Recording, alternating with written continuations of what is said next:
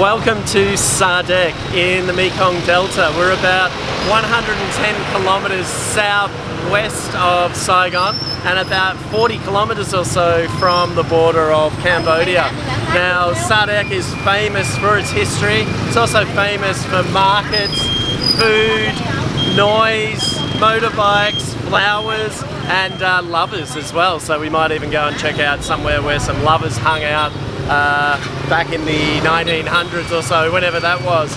But in this video, I'm going to take you around Sa Đéc. I'm going to take you to some great places where you can eat, hang out, have a look at a bit of history and just take in the people and culture. It's a fantastic place to visit, so let's go and check it out.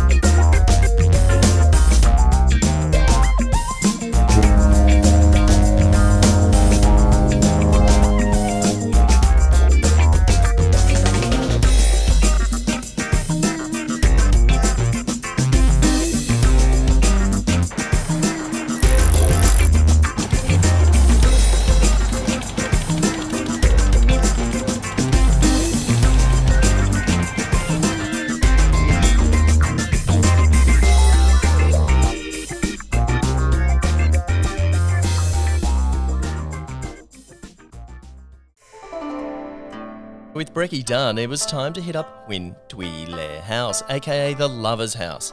Now, unless you're into soppy romance, escapist fiction like Mills and Boon or Jackie Collins, or chick lit set in French Indochina times in which an older man takes advantage of a much younger lady, well, teenager really, then you probably don't know what I'm talking about.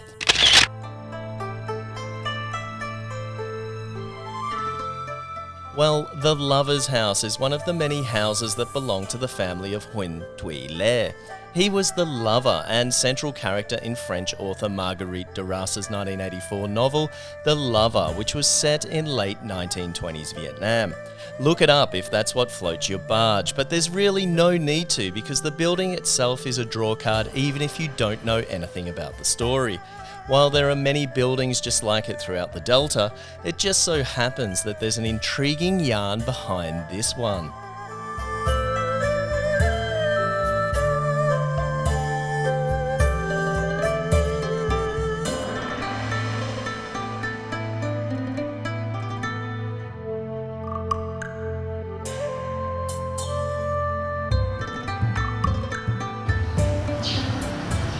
So this is Huyen Thuy Le House, better known as the Lover's House from the Marguerite Duras novel, The Lover. Now, am I feeling loved up after coming here and visiting this place? Well, not really, but I can see that people can get swept up in the romanticism of living in this house and falling in love with someone from this house and living by the river in Sa Đéc. Should you come here? Well, why not? Come and visit it, tick it off the list, and then head out around town and check out all the other fantastic places that are around here to see.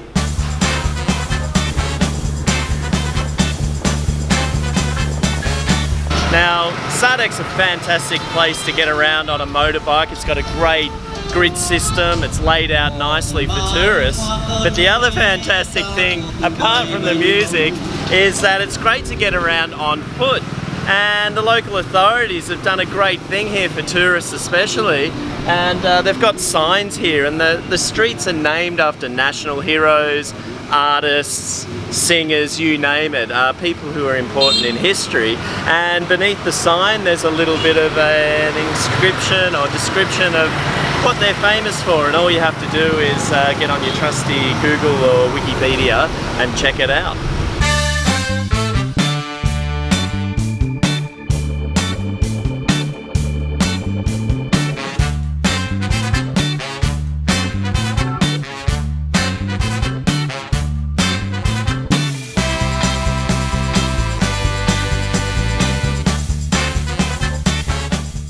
Done with all that romantic stuff, I threw a leg over the motorbike and hopped into Kin An Gung Pagoda. At 1,000 square metres and built between 1924 and 1927, this charming pagoda faces the small Gaison River, with most of the materials used in its construction originating from Fujian province in China, while the building footprint is in the form of the character meaning merit. And hopefully with a visit here and this video of it, let's hope I can earn some of that. Pagodas are dotted about in every town and city throughout Vietnam, and so one can be excused for thinking that if they've seen one, they've seen them all, but that couldn't be further from the truth. Kien An Gung Pagoda has plenty of finely carved gilded woodwork and delicate frescoes that flank the altar. All the while, a small open-air courtyard allows the burning of incense to facilitate contact with the gods.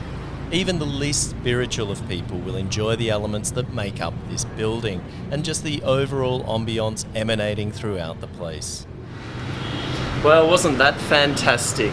This is Kien An Gung Pagoda in Sa Đéc, and it was built in the 1920s, interestingly, by the family of Huyen Thuy Le, otherwise known as the Lover. Now, I feel a little bit uncomfortable referring to him as the Lover. I should probably refer to him as a gentleman, and he was part of a family that have left a long-standing legacy here in the form of this temple, not just of the house or the house known as the Lover's House.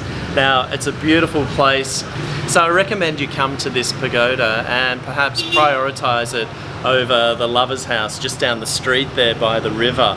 Now, this morning I've done architecture, I've done romance, there's not much else left but food.